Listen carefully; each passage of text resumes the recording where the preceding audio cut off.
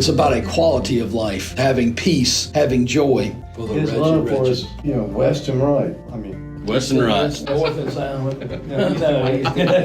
yeah. We kind of lose track of her. In fact, she's not mentioned after. The Catholics didn't.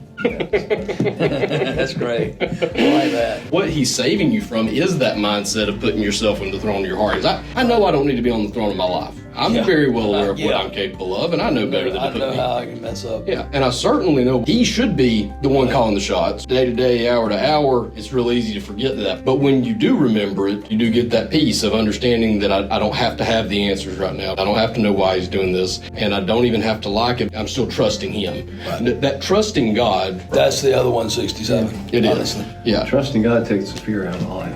That's a good enough line. I might let you put that on your shirt instead of 90% of my sins. I like that. Give your shirt back on. I do like that. This abundant life isn't a rare thing.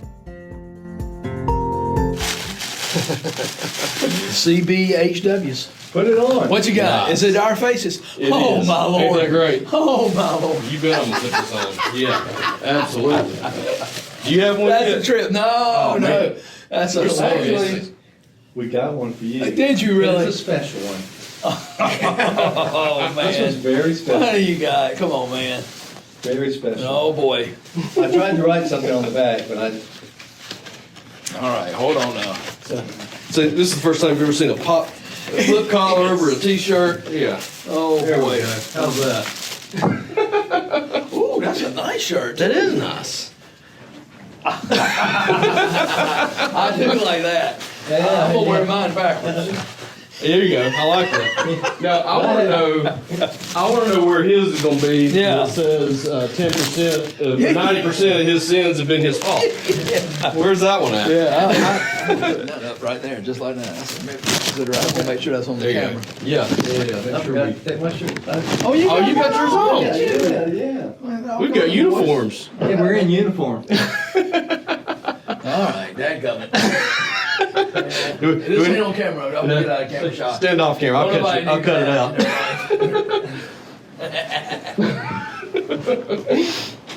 All right. Mine's a little big. You haven't been washed. Oh man, that's hilarious. I love it. I love it. Well, then shout out to our sponsor Renee. Yes. for putting together our first 167 gear. Well, you were in contact with us. I was, but see, I don't know if you knew this. I wasn't supposed to know about it. She texted me and asked me for the picture, and she said I couldn't. Well, you want another one, huh? No, I'm just saying. You want another present You for this use those at Christmas time, man. I always save your boxes. Yeah, she does say these. My grandma taught me that. Sorry to interrupt. No, Renee texted me a week or two ago and asked me if I could get her a picture, get her the image file. See, I got But the she said- sizes. Okay. I was asking. Yeah, how did you get the sizes? Did you He brought it up. He asked us about our shirt. We had an episode where we talked about shirt sizes. And I didn't know why. I said, Ben probably wears extra large. That's pretty smooth. That is what it was. Pretty Smooth. smooth. What did I say? Yeah. I said a large. I said a medium. Probably. You said you were between a medium and a large, and I Yeah, you said, say you wear yeah, large, extra large. yeah.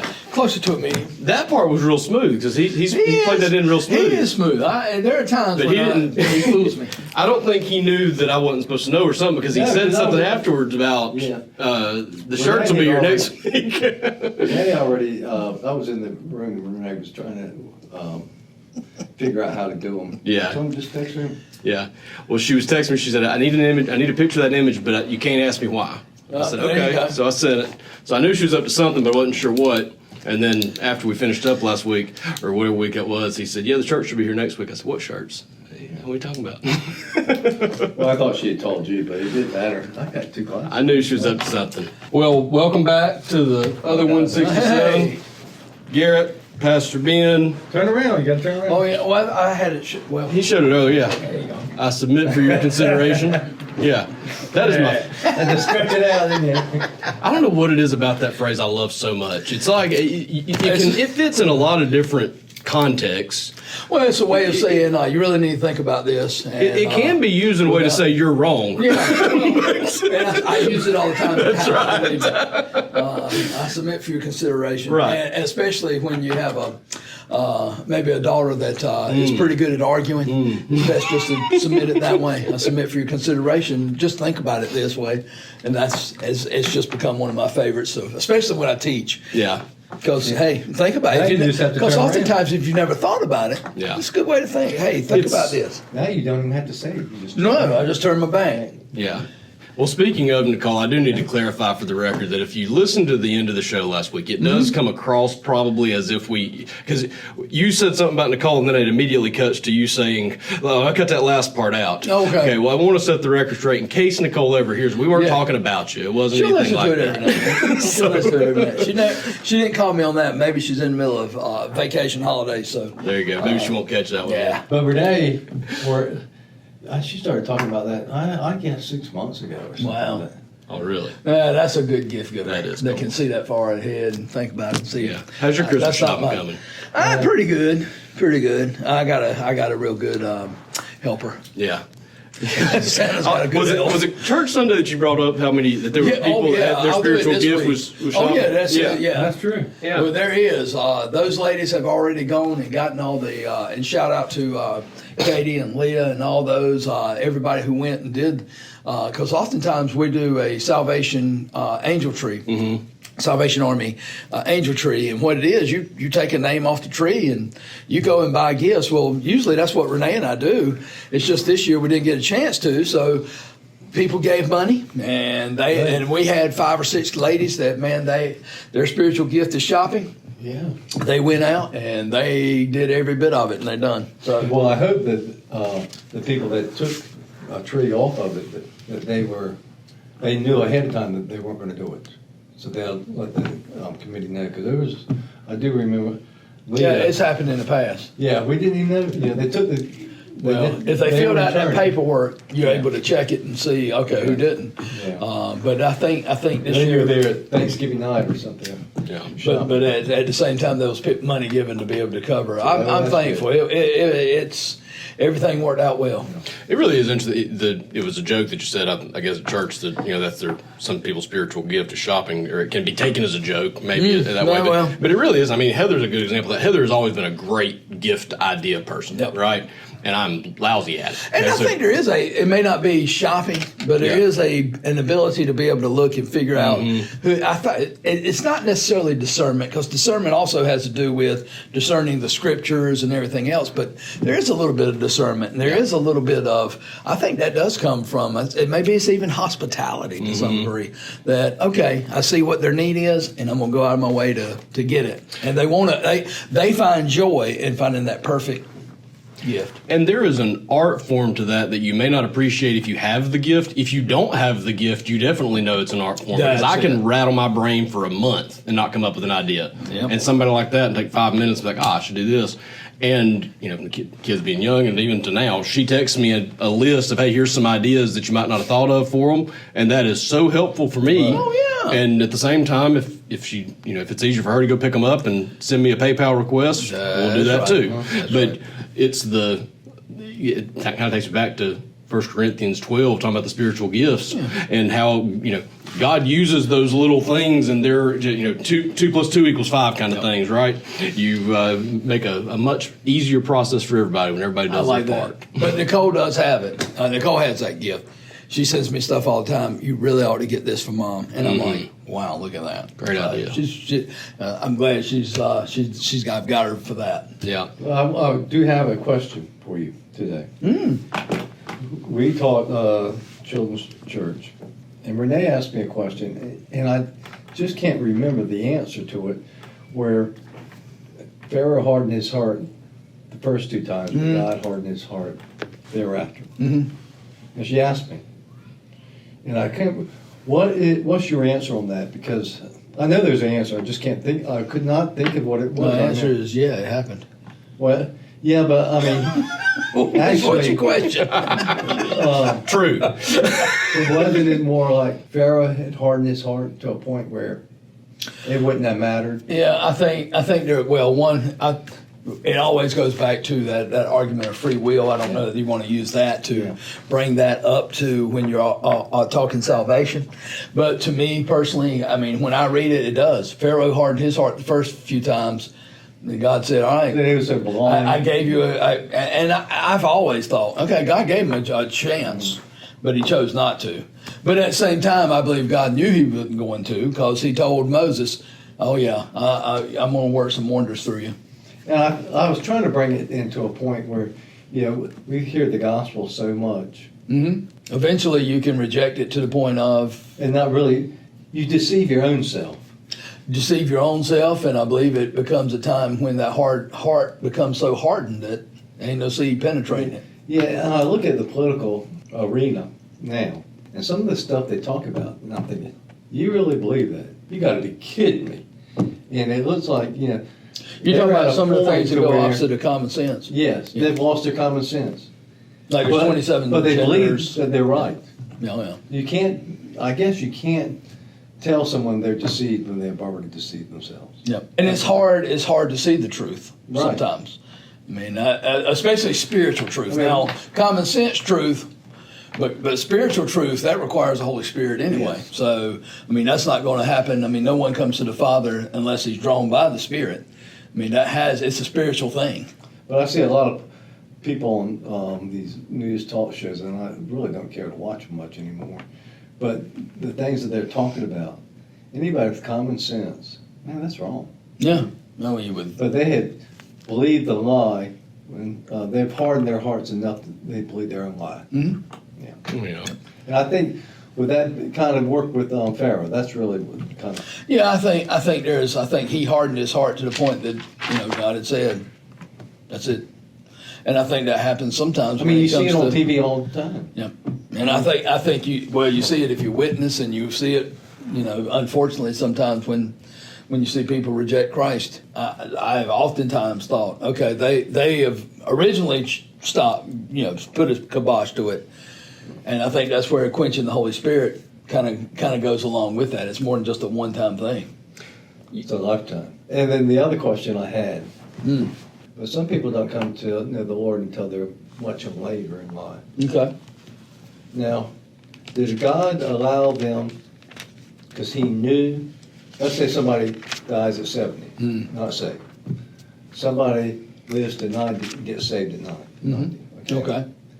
Now, did God allow him to live because he knew he would get saved? Well, what about that 70? Yeah. Did God That's a let tough him, question. Did God say, you're not going to get saved anyway, you might as well, No, I'm going to leave that one too. That's the sovereignty of God. Yeah. I don't know that there's an answer Right. necessarily for that.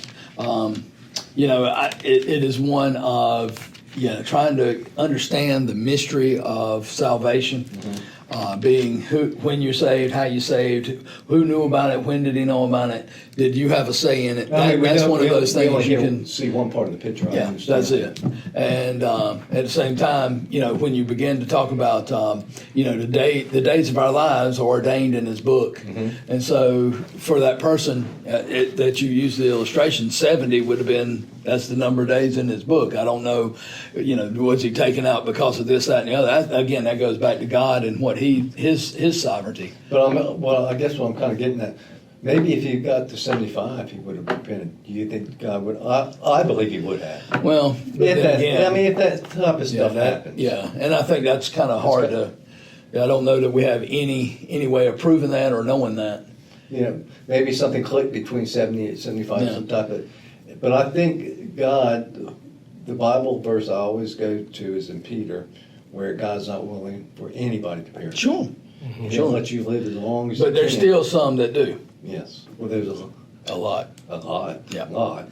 And so it's one of those, I'm sure He would love everyone too, but there is that free will part that says, I don't know that I can trust this, or I'm not going to.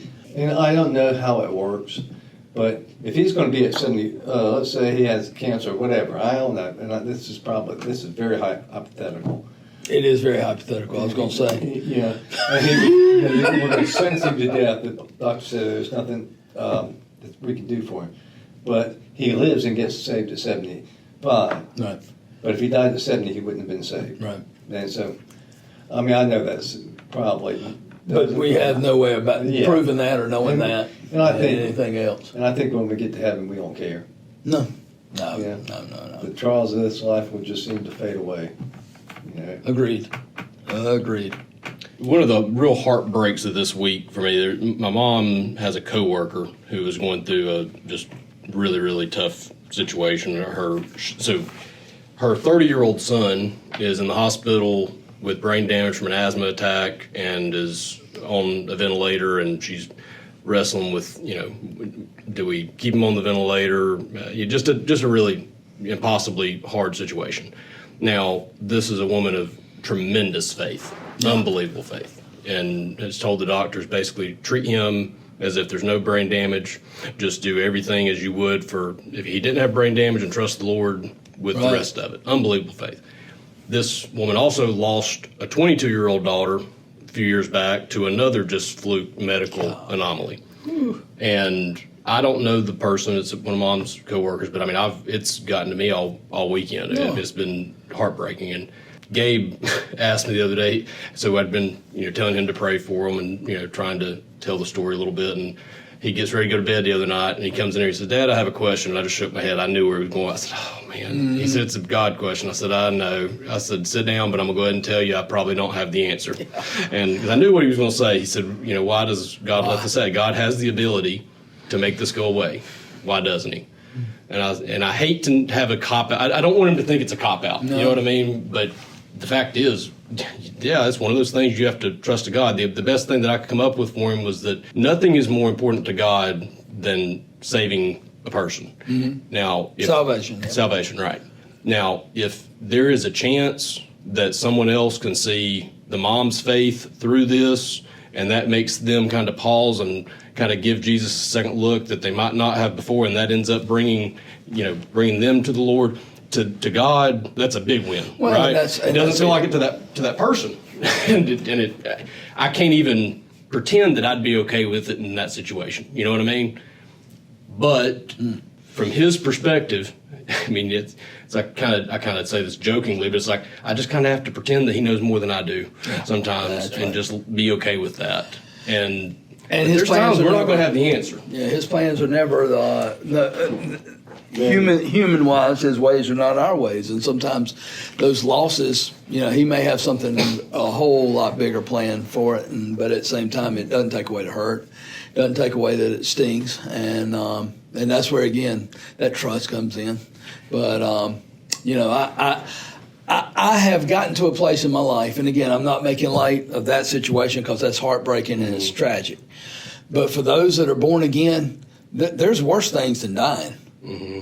I know we don't believe that because in this world, what's the worst thing that can happen? I die. Yeah. For those that are born again, that's not necessarily the worst thing that can happen. Mm-hmm. I'm home. Yeah. And if you've ever been with families that maybe they're battling cancer, you've seen them throughout the years, whether it's Alzheimer's or dementia or any kind of body dementia or something like that you see them go through so much suffering. There comes a time when every family member finally says, Lord, I wish you'd take him home. Mm-hmm. Take him home. Because, and so I think oftentimes we look at death as, oh, this is the worst thing ever.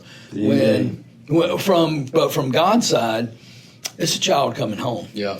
And I think that's why the verse that I've always kind of laughed at, because I read it at funerals all the time, is precious in the sight of the Lord is the death of his saints. Mm-hmm. Psalm 116. And that is one of those verses that until I was a dad and had kids living all over the country, did I really truly understand that verse. Because when them youngins come home, there ain't nothing like it. Well, that's a youngin going home. And again, we may get 90 years on this earth. I hope we all do. Mm-hmm. But truth be known, 90 compared to 90,000 and 90 million, it's not the same. Not much difference. You got 90 million years. Our life is just but a vapor, a smoke, if you will. As James says, it's just smoke. It's gone. It goes that quick. And so when we talk about eternity, that's what we're going to be living. So that's our home. And the other side to see on that one, same side, but when someone young dies. Yeah, it's heartbreaking. Oh, man, yes. Somebody 5 years old and you question God. Yeah. But 5 years versus 90 years on this earth compared to eternity. There ain't no difference. Yeah, but it is. I've had to do funerals for babies and stillborn babies and little ones and teenagers, and man, they break your heart. I mean, It's they not, really do. it's not really It's a not natural thing That's right. for us. Well, a parent expect- shouldn't have to outlive a child. right. Number one, even a 40, 50-year-old, you don't expect it. Well, and especially in that particular case, you certainly shouldn't have to do it twice, right? And That's it. I remember, I told Mom this the other day, but remember Bobby Allison, race car driver, died a few months back, and he lost two sons about a year apart, 92, 93. And honestly, like, when I found out that he passed, my immediate thought was, finally. He's home. Finally. He's with- You know, he has reunited. been looking forward to seeing those two kids for all this time, and he finally is back. Yep. You know what I mean? Because I've always felt horrible for anybody who loses a child. Yep. Anybody who's lost twice, I think I can't even possibly imagine how that's. And he had a bad wreck too. He almost got killed right before that. Yeah, I mean, yeah, he wasn't right afterwards. and you know, the thing about it is, his older of the two sons, Davey, was one that was more famous. He had a really rough last year of his life. If you remember 92, 93, he had a lot of really big triumphs and a lot of really big wrecks, basically, in that last year. And the last year, he won a bunch of races, had a bunch of bad wrecks. His brother died. His grandpa died right before it was just one thing after another for them. And at the same time, he was also an unbelievable testament to faith through all of that, and the way he held up under that. And who knows, the trials that he was going through and the way he handled it, all of that, they were a family of deep faith. That's probably went a long way to helping his mom and dad get through the next little bit. I mean, it's just, you don't ever know. And I'm not, I don't mean to pretend to be able to make an explanation for it, other than to say, that's my best attempt to try to put it together, but God knows exactly what he's doing with all of it. That's right. That's right. And again, if we didn't have the hope, then it would absolutely be the most tragic thing in the world. Yeah. But thank goodness there is a hope and there is salvation. So therefore, when people die, even young ones, okay, there's still that promise of eternal life. And there's and honestly, I hate to say it, that really is what gets you through something like that. Having been through something like that, if I didn't know that there was eternal life and that Christ had purchased it for her and she had accepted it, that would be heartbreaking, even more so heartbreaking. I'm thinking, I do not like to go to funerals when I don't know where they stood. Yeah. Oh, I agree. That's very sad. You ought to But- preach them. Well, I know you do. Yeah, That's the worst. But coming to somebody's like Miss Fish. Oh, somebody that's that just coming to church. somebody that you Yeah. do know the Yeah, Lord, it's it's going just to be a like- celebration, man. Yeah. Now I know the family's hurt. Now, and I get that. Yeah. I sympathize with that. But you Totally get that. you had that deep assurance that okay, I'm going to see them again. Yeah, there's hope. But that, There's a because whole- I remember going to one 2 weeks before he passed away. He told me he didn't want anything to do with God. He was made to go to church, and he didn't want anything to do with it. He was, he got into cocaine and alcohol, but I do know, I believe he had the opportunity. Oh, I think there is. I think he had plenty of opportunities. I just remember thank God that my grandmother was not around. I mean, there's some things that we're just, you just got to get comfortable knowing that you're not going to know. And the cool thing about it is that you don't have to trust it to somebody like me or you. You're You ain't trusting gotta it to know it. God. You're That's trusting right. it to somebody. You're trusting in His goodness, period. You're trusting that He is good, even if the situation's not. And I think it's somewhat, I don't know, not comfort. Comfort is not the right word, but you need to remember, I think, during these hard times that God's not happy about them either, right? I mean, He's not happy to see our pain. He might be celebrating the homecoming of the child, yes, Right. but He is not. That doesn't make Him blinded to the pain that we feel through those things. That's right. And Well, he comforts us. He does. In those for us. That's 100%. 2 Corinthians. Yeah. And it tells us that God is the God of hope and all mercies. Or the God of all comfort and mirth, and the Father of all mercies. Yeah. And He comforts us and gives those mercies during those times too. Yeah. And again, God can use those tragic accidents and those tragic things to bring people to Himself, to help us to grow. And at the same time, sometimes those things turn us a little bit more sour. That's the whole. I think one of the things is that I like to pray is, Lord, during this time, don't let us turn sour. Don't let us turn against you. Help me to always trust. And that's really what we're talking about here. We're talking about the sovereignty of God. Right. Can you trust? And you can. Yeah. Well, it's like one of the best ways I've heard it, maybe the best prayer that I've heard in a situation like this is I've heard you say this, and I used it this week actually in the situation, is please don't waste this hurt. Do something big with this. If you got to hurt. Yeah, and I thought that was... Make something of it. Yeah. Do something for your name. And I did explain to Gabe during this, it's like, it's through the challenging times that we grow and develop as Christians, and it's through difficult times sometimes that some of the things that God's going to use for his kingdom is not going to be comfortable at the individual level, at the macro level, whatever.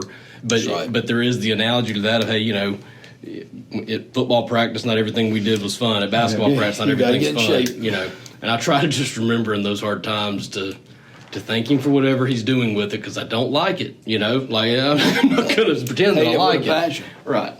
But I've got some more uplifting topics probably we can talk about. I hate to spend the entire time on this stuff, but I was reading Luke a little bit. So I'm kind of taking a little pause from my other reading for the season, I think, and it's been a while since I've really gotten into the Gospels, other than we've been doing a little bit of work in John in Sunday school. But I've gone through and I'm through the first couple chapters of Luke, and it's funny because as we are now in our second year of doing this, I can look back to maybe last year at some conversations that we had around Christmas time and kind of reference those. And I remember bringing this up last year, and we talked about it a little bit, but then I was reading it again this year, and just kind of something else kind of stuck out that I thought was kind of funny. About Zechariah. Is that right? Yeah, my man. Yeah. Zechariah. So last year I brought him his role in all this up. So the angel comes to him and tells him you're going to have a child, and he says, how can this be? And send a sign, right? Yeah. And I didn't catch this last year, but he got his sign. Yeah, that's right. His being muted for you going to say a word for what, 9 months, 6 months, 8 months, however how long it was. But yeah, I didn't catch that. It was in the notes, I think, that he asked for a sign, and he got his sign. So be careful testing the Lord and asking for a sign. And then on top of that, and I think we may have even mentioned this last year. If you look, Mary and Zacharias, they basically say the same thing. Mm-hmm. They do. That's what I brought up last year, is that why did Mary get, and it's just different enough that you can see. And I think it goes to the very heart of it. That's right. He said, prove it, and Mary just said, how? How's that going to happen? How, and let it be. Yeah, let it be. And I think therein lies the whole gist of it. Yeah. He still kind of, come on now. Yeah. Where she said, whatever you want to do, Lord, I'm with it. Yeah. And there was something else that I was reading through this morning. I highlighted it without really knowing why I was highlighting it, I guess. So I guess I'll bring it up. But there's a couple of parts in Luke 2 where it talks about everybody else around Mary rejoicing and her kind of keeping those things in her heart, but celebrating them in her heart. I'm trying to find the verse here really quick. 2:19 and 2:20. Yeah, 19 and 20. Mary treasured all these things, pondering them in her heart. The shepherds went back, glorifying and praising God of what they had seen and heard. But there was another one, I think, before that where it talked about her keeping it in her heart. Well, I think if you go to the end of Luke chapter 2, when they go to Jerusalem, and that's it. Yeah. Basically, Ananias and Simeon do what they do. For Simeon, he is an old. Well, the Bible never says he's old, but we kind of tend to think he is.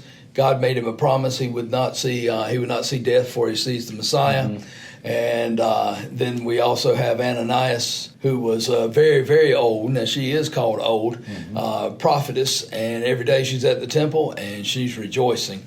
And I think it kind of blew Mary away a little bit in fact of what was being said. I mean, when it says a sword shall pierce his sword side, and it's going to pierce your heart as well. In other words, you're going to be heartbroken over this. And I think, too, I don't know that, again, okay, I'm sorry, that's going to be so bad. You don't know exactly what Mary knew. Mary, did you know? Okay. Yeah. All right. You don't know, but there's a part of me that down deep, I think that she had some kind of inkling of what this Messiah came to do. that it wasn't necessarily to overthrow Rome as much as it might have been, especially when she hears Simeon's, that, whoa, that probably stopped her in her tracks. Yeah. I imagine Jesus himself told her something. Well, not when he was a baby. Well, yeah, right. Yeah. But I mean, over 30 years. But now, if you look at what Gabriel told her, you can kind of see some of that as far as saving them from their sins and some of those things. Well, did she know that was, what it was? And, the angel told Joseph the same thing. Well, I don't know. I don't know what she knew, but I would just thinking she probably had more insight on some things than most people did. Yeah. Maybe Oh, not no the doubt. disciples. I don't know, but Well, that's just a guess. I mean, Mama always knows a little bit more, probably. and than- then when you go, you can bring in John chapter 2. I mean, But when there's not everywhere that you're going to be able to prove that, but John chapter 2 might have a little bit of inkling in that, in the fact of the way Jesus responds to her at the wedding, and he says, "Woman, my hour has not yet come." But then she says, "Whatever he says, do." And she got the point. Hey, he's under a different authority, and he's got an hour that he's appointed to. I don't know that she understood what the hour was. Right. But she could have. I don't know. Well, I don't know if she knew it was that quick. It's going to be 3 years. Yeah, it was only going to be 3 years. Yeah, She thought maybe from there. She thought maybe he might live till after she passed away or something like that. True. So that's really what I was getting at. Well, and I wonder if she took Simeon's words that no, she's going to see it. Could have, because Jesus wouldn't know about that story. That's Right. probably that was probably told from Mary. It's just my guess. Mary told that story To Luke. to Luke or Peter or whoever. Well, I mean, that's Luke Yeah. 1 when he Yes. says, Theophilus, I'm writing this. I've sat down with numerous witnesses. Yeah. I believe that's why you have so Yeah. much of all the different angel stories. John doesn't have that. Right. Mark, he just goes right straight to John the Baptist. Matthew, he's caught up on genealogy. But Luke kind of gets the human side of, hey, there was this old priest in a town with Elizabeth, and they couldn't have a baby. But lo and behold, an angel appeared to them, and that's going to be the forerunner. Well, I don't know if she understood it before Jesus was crucified, but she understood it when she was interviewed by Luke. Now I know what they were talking about when he was, a baby. But she still had to be a little suspicious if she was a Absolutely. virgin and gave birth. Yeah. That tells you this child's going to be a little something or other. I really think she knew, but I don't know if she really. How it's this gonna play out. Debatable. How it was going to play out. Was she going to be alive, or was she going to be closer And to I don't death? know that she foresaw a crucifixion and a resurrection 3 days Because later. you would- Could have been. Because if she was 20 years old, she's only 50 when you pass Give or away. take. Yeah. If she's that old. Yeah, right. If she's that old, so she's still got a lot of life. Yeah. I mean, look at you. Don't you think you got a lot of life left? I hope so. Yeah. That's the hope. But, She's not around your age. And we don't know how old she was when she passed. Yeah. But we kind of lose track of her. In fact, she's not mentioned after. The Catholics didn't. That's great. I like that. Yes. One of the things I She keep, went to Rome or something. Yeah, didn't well, she? I mean, and met Peter. Or I ain't even gonna get started. Oh, boy. Don't even get started. Like I said, that statue was over there. I was like, what in the world? isn't it amazing? I don't want to change the subject, but we have the history of the church on the Roman side or west side, but there's Right. a history East side, yeah. on the east side is completely different. It's Yeah, just Eastern I wouldn't say Orthodox. completely different, but they have other things. Right. So I guess they added to them. I don't know. Church fathers. Some of that stuff was, I would think, a lot of it would be true because it was so close. But you could see as the church fathers were writing, just a little. It was kind of skewing a little bit. Some of the, doctrine was a little bit, just one or two things, and it gets more and more. But I don't know. one of the themes that seems to be popping up this year, and maybe it's just I'm noticing for the first time, but you said this on Sunday. I saw it on a thing on Facebook the other day that Jesus came on a rescue mission. Yeah, He came yeah. on a mission, but it was a rescue mission. Salvation, rescue rescuing from sin. And I loved from the sermon Sunday, in bullet point 2, remedy for sin, you reference sin as a mindset, and it's a mindset that puts something else on the throne of our heart. Place of God. And I'd about go so far as to say that in most cases, it's putting ourselves sort of in the throne of our hearts in some way or another. Right, saying I know better than he does. And God, I know what you're telling me, but I think this right here, I'm going to enjoy this more than I would enjoy knowing you or walking with you. And I would take it just a tiny step further than that and say, yes, he came to save us from sin, and you touched on this. There's the eternal consequence of sin, and there's the temporal consequence of sin. That was point one. Okay. The consequence, and you said sin destroys peace, and yes, eternally he came to save us from our sins. We get that part. That part gets talked about a lot in church, and a lot, and that's some could say the point. But the other side of it that I think we talk a lot about, maybe a little bit more, is that temporal side of sin, that other 167 side of sin. That's the way it manifests in your life. Because because what he's saving you from is that mindset of putting yourself in the throne of your heart. In my common sense brain, when I'm actually thinking the way I should be thinking, I know I don't need to be on the throne of my life. I'm very well aware of what I'm capable of, and I know better than to put me. I know how I can mess up. Yeah, and I certainly know what he's capable enough to know that he should be the one calling the shots, and I should be doing what he says. But day to day, hour to hour, it's real easy to forget that part of it.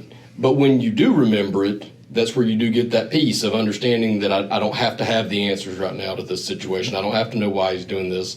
And I don't even have to like it, but I do know that he's going to comfort me through it. And I know that he's still in control of the situation, and that I'm still trusting him. Right. That trusting God is really where peace comes from. That's the other 167. It honestly. is. Yeah. Trusting God takes the fear out of life. Takes fear out of every situation. Yep. That's a good enough line. I might let you put that on your shirt instead of 90% of my sins. I like that. Give me your shirt back. I do like that part, because that is true. I mean, that's it. I mean, that's how many times does Jesus tell his disciples, or tell even God, fear not, fear not, fear not, because it's all about trust. Well, I say that because a lot of my fears come from not trying to solve things my way, and it just didn't happen.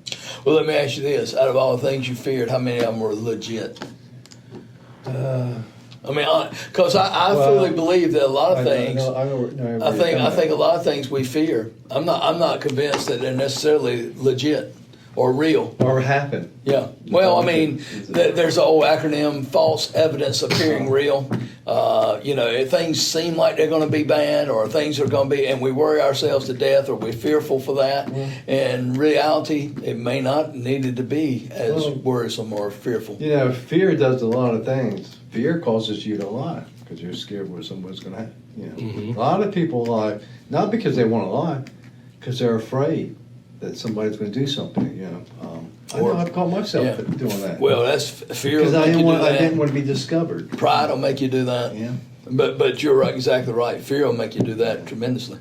And again, I think it all goes back to that whole selfishness / we're so concerned with ourselves, and that's where it's putting ourselves on the throne of our life and saying, God, move over. I got this. You're afraid of the consequences. It's like mother tells you not to put your hand in the cookie jar. Okay, well, you put your hand in the cookie jar and get your.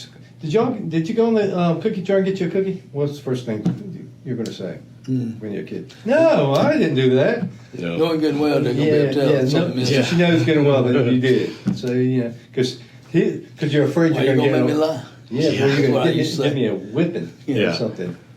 So. Gonna whip you twice, stealing and lying. Double. You get a double portion. That's it.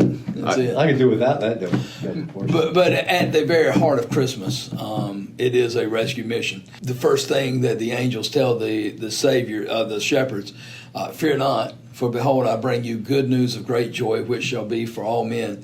For unto you is born this day a Savior.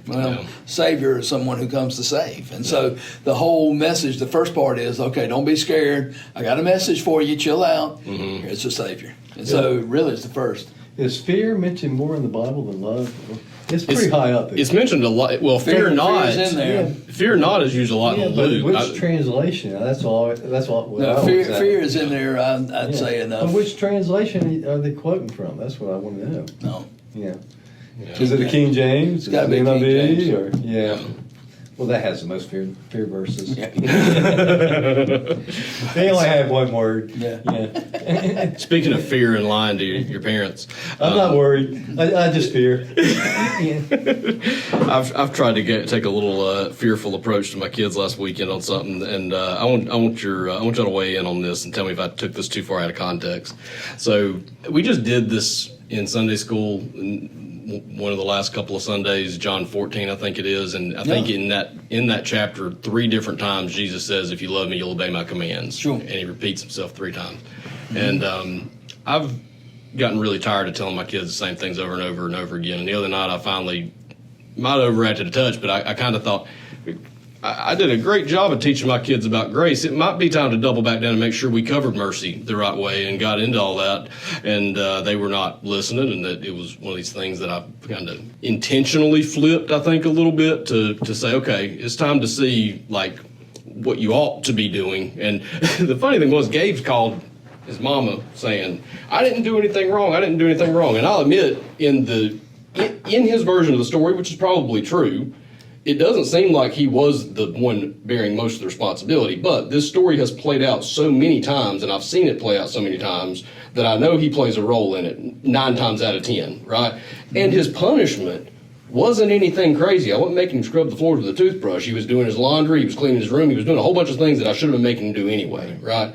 But I told him finally at the end of it, I said, I know I'm not Jesus, okay, so I want to tread really lightly when I say this, but you can tell me you love me all day long, you can write me I'm sorry notes, you can do all these things. Reese always, and sweet as it could be, and Reese, if you hear this, I love you, and I'm not telling you not to do this, but she's always writing me apology notes every time she does something wrong, and I think it's very sweet of her to do that. At the same time, in the end of all of this, actions are what show do you love somebody, and I don't mean to, you got to tread carefully telling your kids that, because I know I'm not Jesus and not all of my commands are going to be perfect and right. But I do think there is a little bit of that in your parenting, is that if you do love me, then you need to obey my commands. Don't just do whatever you want to do and then come back to me later and apologize and write me an I'm sorry note and just think that that's okay, because at some point or another I need to see it in your actions. Yeah, and it needs to be real. Yeah. I mean, I hate to say it, I can't tell you how many times I've said I'm sorry, but I didn't want to get my backside right. beat. Yeah. Oh yeah, I hear you. Yeah. I mean, that was me as a youngin' all the time is, oh yeah, I'm going to say I'm sorry, or I'm going to do whatever I got to do to keep from getting that beating. Yeah. And, whipping. I never got beaten. Yeah. I had to worry Probably about deserved to be beaten, but I didn't. Yeah, I wasn't worried about my mother. It was at 5 o'clock. It's when she would tell hour Pops. That's right. Yeah. At night, when I heard my first name, I knew what was coming. Yeah. No, Yeah. your first, second name, something. It's not going to. It's not going to be nice. That's not a good sign. I got something I'm working on, and I'm going to see if y'all can help me here. I'm working on a couple of things. One is the sermon for Sunday, and it's John 10:10. What we're looking at on Sunday mornings is why Christ came. And this Sunday, John 10:10 is he came to give abundant life. Or he came to give life and to give it more abundantly. First part of that verse is the thief comes to steal, kill, and destroy. So we're going to take a look at the options there, that there is a war going on.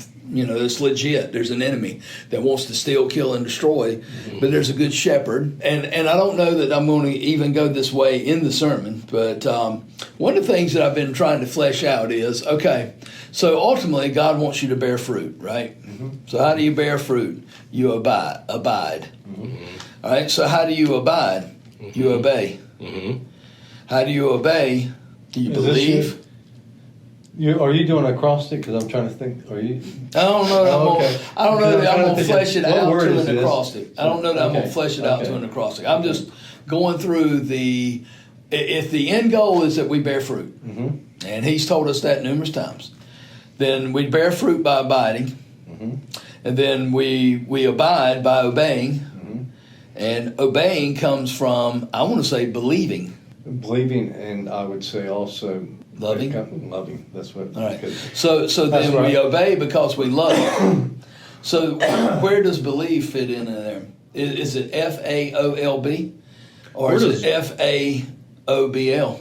I'm wondering where does I'm just trying to. That's too many letters. I'm trying to. the word that I would insert. You're gonna have to really spell that one out for me. Well, I've got it written out here. You got fruit, abide. Then abide is from obedience.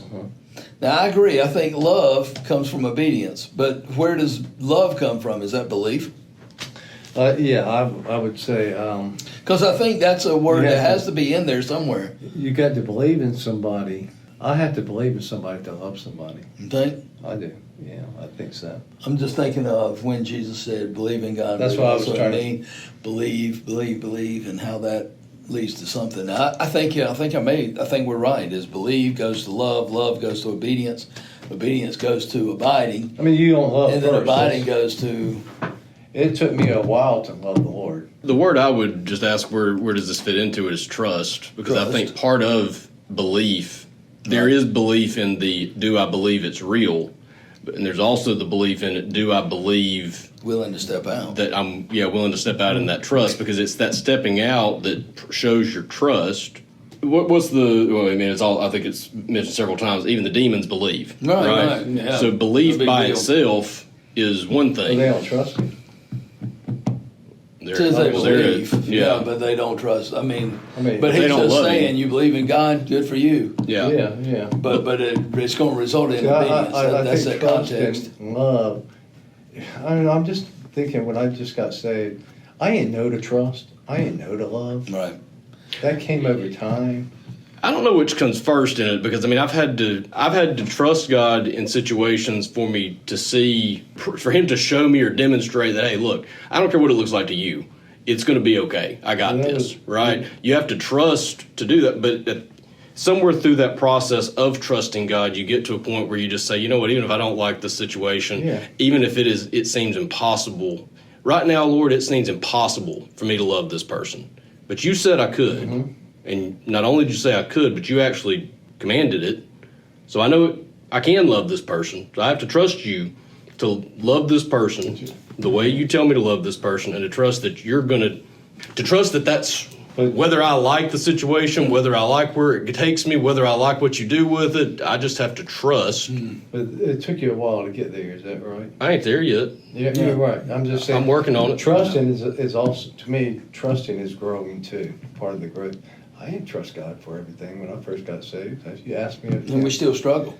Yeah, and I still struggle. Well, but I don't struggle with the love, I don't think. But maybe I don't. I'm not saying I love God enough. I mean, I but do love him. at times we all do, because He says, if you're not obeying me, how do you don't love me? So love and obey have to be close together. Yes. Loving is obeying. Yeah. I mean, to obey Him is to love. That is His ultimate. So I'm going to think about it some more. Y'all think about it too. Yeah. But the abundant you life. preaching it this weekend? Huh? I mean, are you preaching it Sunday? Preaching it Sunday. I still got 3 days, man. But more importantly, I'm just focusing on. My whole thing is, what does the abundant life look like? You preaching on Friday? Some 3 days. I got to have my outline. I got to have my outline by tomorrow night. Tomorrow, yeah. Oh, okay. But really, I'm going to be talking about what is the abundant life. We throw it around. I don't know that we actually know it, and I don't know that we've actually seen it, except on a couple of occasions. I don't think the abundant life is what's being preached today. I don't think it has anything to do with prosperity being That's what's goes in my pocket. Now, I'm not saying God won't bless you, I'm not either. but I think the abundant life. I mean, it's not about it's about a quality of life, and that quality of life is having peace, having joy. I've got several things that I think it kind of fills in, because I just don't know that we know exactly what an abundant life is. Abundant life to me is I don't have to worry about anything. Yeah. I know what's going to happen. That's part of it. It's not materialistic because all that's going to pass away. My abundant life is laying treasure up into heaven. Abundant life to me would be what brings me joy is helping other people, seeing the smile on their face. Well, Luke 12:15 says your life is not consist of just material things. That's in the parable of the man with the barn. And I don't know if abundant, because I don't know if it's in the, I know it's in the King James, but I don't know if it's in the other translations. But I don't know if that's the very best word from the Greek into the English. I don't know if abundant would be the best. Well, I mean, it's abundant, it's overflowing. Peaceful life It's- or something. No, it's not. It has to do with quantity there. Okay. it's an overflowing. It is a great amount. It is a. What's the word? Perison. If you want to look it up in the Greek. Prison, prison? No, it's perison. Perison. Is what it is. Okay. But and it's not life. There's two words for life that can be used in the Bible, and this isn't the normal word for life. This is Zoe, which usually in the past he might use the word that we get bio, which is we get biology from. We get zoology from the word that's used here. So it's a different kind of life. It's a spiritual life is what it is. I mean, the abundant life is a spiritual life. Mm-hmm. And here's the thing. The thing that I'm going to really submit to everyone to consider is this abundant life isn't a rare thing. No. Mm-mm. This is supposed to be the average. We just misinterpret that. And I think that's where, again, I want to be above average because the average Christian is, let's be normal. I don't want to be average because the average Christian in America don't even know what the abundant life is, much less walk in it. I want to be above that. I want to be the normal Christian, which that is normal. Well, the abundant life to me would be something like, I have no worries. Everything's going to work out. Well, there's so much that goes into it. Yes. Doing things for others. That just makes me just very happy. Well, there's a ton that goes into the abundant life, but my main thing is going to be how do you get it? Because it only comes from Christ. And then number two is, how do I make sure I'm walking in it? Because, we might be able to define it, but what are you doing to make sure that you are walking in it each and every day? Well, so there's a lot to unpack in that verse. I don't know where this fits into the sequence of these, but the other word that I'm thinking of, it ties it all together somehow, is relationship. Mm-hmm. Because there's a difference between knowing of God and having a relationship. And to me, that relationship's where the abundant life comes from. That relationship is what empowers me to trust Him. That relationship is what empowers me to love others. That relationship is what empowers me to obey His commands. And something I was thinking about sometime this week, Sunday at the parade, when we were walking down the streets there, Gabe asked me at some point how long I had known you, or asked how we, or maybe he said, how did you meet Ben? Right. And I said, I went to his church one time. I think in Gabe's mind, like me and you were old college buddies, and you went into the mission area, or went into the ministry, and I said, we went to his church and got to know him and talked to him a little bit. But, tying that into where I was going with the relationship thing, I mean, I knew you in 2012. Right? I met you in 2011. Sure. I got to know you in 2013. Mm-hmm. We had some conversations, 2015, 2016. I would say we had a relationship. We weren't best friends or buddies, but I could call you and we could talk. And, over the last year plus, whatever, of doing this show, I've gotten to know you much better than I did for all those years. We text each other during state games, Carolina games. Yeah, there's a deeper it's a different thing. So, to me, that's kind of a metaphor, or so to speak, of the relationship. How do we do that? Well, it wasn't from me listening to you talk once a week, exactly, or even me watching a bunch of videos of you on YouTube. It's from just spending time together. And to me, that's where the abundance of life comes from, is when I feel that presence with the Lord, that he's I don't want to be too cavalier with this word, but to call him my buddy, it's not quite that he's my buddy, but it's just that walking, living relationship of constant, hey, sometimes it's gentle correction, and sometimes it's not so gentle correction. Right, and it is a friend. I mean, it is definitely a friend. Questions from this past Sunday. I know that's one of my favorite segments. What did you preach on? We preached on one of my favorite verses of all time, 1 Timothy 1:15. We were taking care of you. This is a trustworthy statement, worthy of all acceptance.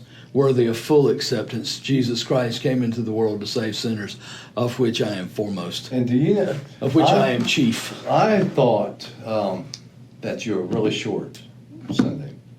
Preaching. Really? Yeah, well, I was so busy with the children's. I said, man, they're already out already. No, we were. Well, when I got home, it was a 45-minute sermon. Yeah, it was. We were.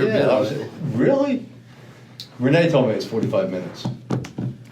I think you said this. I can't tell if this was my notes or yours, but sin puts what's important to you in place of God. Yeah. And I think salvation puts Jesus in our place in God's eyes. It kind of replaces what God would see of us with Jesus. And then I kind of put as my little sarcastic note, think of those in like point one was sin puts what's important to you in front of God, and salvation is number two, puts Jesus in front of you. So then my notes at the bottom here said number one is stupid of us, and we don't deserve number two, especially given number one. And I think that's the beauty of the essence of sin is I'm replacing Christ on the throne of my life with something else, or I'm replacing God, or I'm substituting something for God. And the essence of salvation is Christ is substituting Himself for us, and I just had a big time with that this past week when I was thinking about that, looking at that it's just unreal.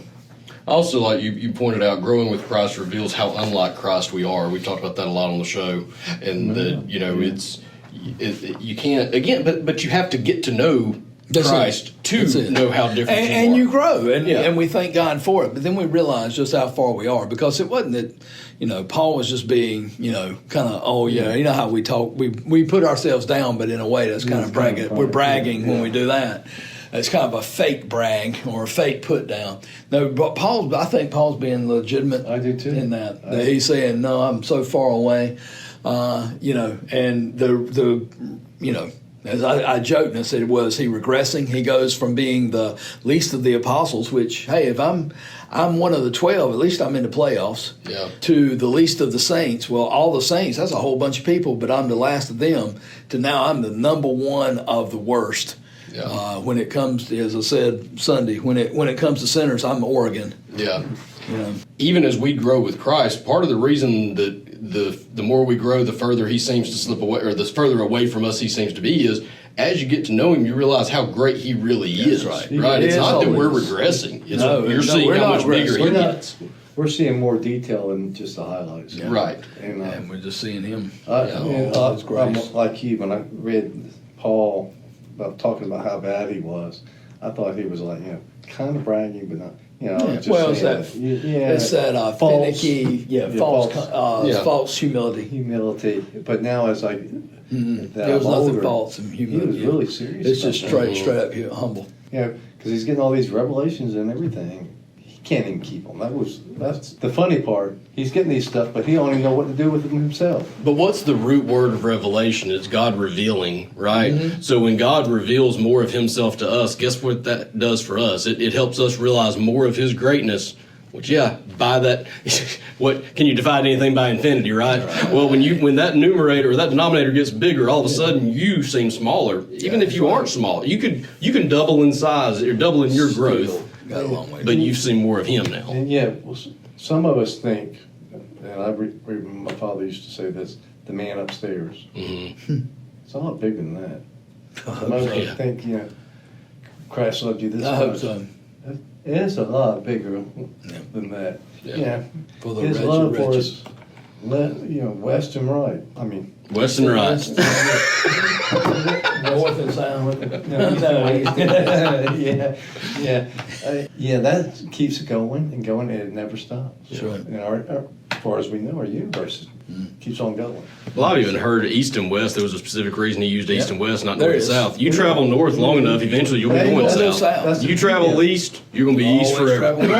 I've tried to work that equation out by turning this way. Good luck with that, It's amazing how that is just, to me, and that just shows you, I mean, you can point it to that, well, the Lord knew the earth was round anyway. We know a lot more than they did back then. But we still don't know near as much as we think we know. The problem is the more we know, the more we try to the more we can. The more we try to math away God. And the funny thing to me about it is the more we fail to do that, the more, from my perspective, the more we prove God. That's right. You know what I mean? It's just, I don't know. It's like the book of Job. The Lord hangeth the earth on nothing. What does that mean? That's until we went out of space. That scripture was kind of like a mystery, but it's this ball just going around this, around the sun. Hanging out there. The Bible's not a scientific book, but when it does speak about nature, it'd be very wise to listen to it because it seems to be 100% right. I read something, or I saw a video the other day of like 10 mystery or 10 things about the solar system you didn't know. So we're not going way out in distant galaxies. We're just talking about, just in our solar system. And it was pretty cool, little tidbits of stuff. And basically the narrator of the video, it's not a Christian video, it's just someone saying, we see this and we don't know how to make sense of it. Right. We see this and we don't know how to make sense of it. Things like, why does Venus spin in the opposite direction of its axis when all the rest go in the same direction? Little things like that. And I'm just thinking that, okay, if I want to take the science approach to this, well, then let's try to figure out all these theories. And they're all talking about just theories. We think that it could have been this, and this, and this, and we don't. And I'm thinking from a Christian perspective, it basically is because God wanted to. And God can. And maybe it was just one of these things where he said, let's make this ball spin the other way. That ought to be cool. That'll show them a trick of mine. That look what I can do with this. Baffling them, keep them guessing. Yeah, and instead of looking at it that way, we try to figure out some way to say, well, this proves there wasn't an intelligent creator because an intelligent creator would have made it all the same. No, an intelligent creator can figure out how to make this one spin against the laws of physics. One that will always leave you with awe. That's right. Yeah, and that's where that ego of mankind. We in trying to put ourselves in that dominant throne. Yep. All we end up doing is baffling ourselves and confusing ourselves. And also when we just sit back and say, maybe there's just something out there that's way more powerful than us that knows more than we do, and we should just sit back and enjoy the ride. That's peace and abundant life to me, is just being able to sit back and enjoy that it's his world. I'm just living in it. Yep. And I think there's so much that goes into this abundant life. And that's where I've got to try to explain it. But what I want to really have happen is people doesn't just understand it, they want it. How do you explain abundant life in 45 minutes or less, preacher? Oh, you Let's can. see. I think you can without going into too much detail. I mean, you can just, we've named at least 5 or 6 things it is, but my main thing is hoping people can see it. And number 2 is that they can believe it's possible. Because I think in today's society, we almost, man, come on, we live in a real world where there's too much junk and I can't have the abundant life. Who said?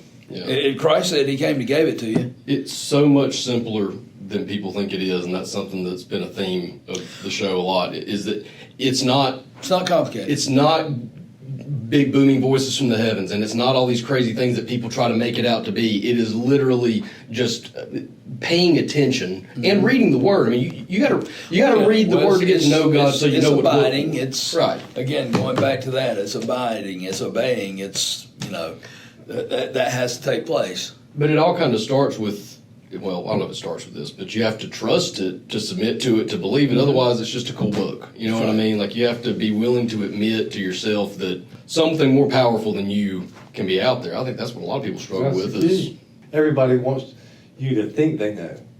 We want control. Yeah, I see a lot of professors. They really don't know what they're talking about, but they want you to think they know. That's right. Yeah. They preach evolution as a fact. It's not no fact, but they want you to think it's a fact. Yeah. That they know what they're talking about, and I think a lot of that stuff comes from being prideful. Yeah. Oh yeah. Being want the spotlight on me. Well, I'm looking forward to Sunday. That sounds like I got a whole lot of work to do. I am behind on it, and it is one of there's so many ways for me to go on it. I mean, I kind of really think I need to focus on the first part too, that there is an enemy, there's a thief that has come to steal, kill, and destroy. Well, what is he trying to steal, kill, and destroy? Well, technically, I assume since Jesus came to give life, he's trying to steal, kill, and destroy life. And he sure wants to steal, kill, and destroy the abundant life, if anybody has it. So these things we just talked about, of joy, of peace, no worry, no fear. Sounds like to me that's exactly what he wants to create. So I've got to do that. I think one of the things I looked at this morning that really made me realize that, man, verse 10 really is about a war. It's a battle. Yeah. The war is raging when you read verse 10. There's a thief who comes to steal, kill, and destroy, and there's one that has come to give life and to give it more abundantly. To me, there's a war. That's the spiritual war that we're in. Now, how much of that I want to go into, I don't know. I don't know that I'll go too much into that, but there's an enemy that would love to do it. And so you see spiritual warfare right there. Ephesians 6:18. Then even as you go through and you look at what the enemy wants to do, if he can cause doubt, if he can destroy, I mean, there's so many things he wants to do, deceive. I mean, that's his MO. So he's going to do anything he can to keep you from walking in that. Well, and if you think about the fruits of the Spirit, I'd say those are things he wants You to could steal, even kill, say and destroy. that's the abundant life. Yeah, yeah. He I mean, wants to steal love, peace, steal patience, joy. kindness, goodness. Yeah, Well, there's nothing like having peace. Yeah. Oh, I agree. Nothing like having security. yeah. And that's Nothing like- number that's number 2 and 3. Love, Yeah. joy, peace, loneliness. Yeah. Love, joy. There's nothing like having security. There's nothing like knowing that if I pass away, that I'll be in heaven. Mhm.